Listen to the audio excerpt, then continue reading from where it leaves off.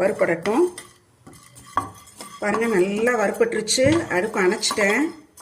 நல்ல வாசனையும் வந்துருச்சு. இப்போ இதை ஒரு பாத்திரத்தில் மாற்றிடுறேன். மிக்சியில் முதல்ல இந்த கல் உப்பையும் மிளகாயும் போட்டுடுறேன். போட்டுட்டு அடுத்தது இந்த தேங்காய் பூவை போட்டுடலாம். தேங்காய் பூவை போட்டதுக்கப்புறம் இந்த வறுத்த துவரம்பருப்பில் வந்து கொஞ்சம் தண்ணி ஊற்றி வச்சுருக்கிறேன். எதுக்குன்னா, நம்ம அம்மியில் அரைக்கிறப்போ அது நல்லா வலுவலுன்னு அரைப்படும்.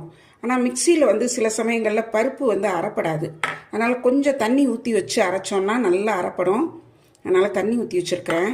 இதையும் இதில் சேர்த்துறேன்.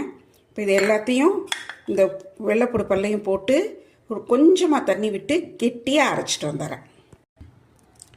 நல்லா நைஸாக அரைச்சிட்டேன். கெட்டியாகவும் வந்துருச்சு. ஆக்சுவலி இந்த துவையல் அரைக்கிறதுல இருக்கிற பெரிய டாஸ்க்கே அது வந்து ரொம்ப தண்ணியும் சேர்க்கக்கூடாது, அதே சமயம் நல்லா மையாக அரைக்க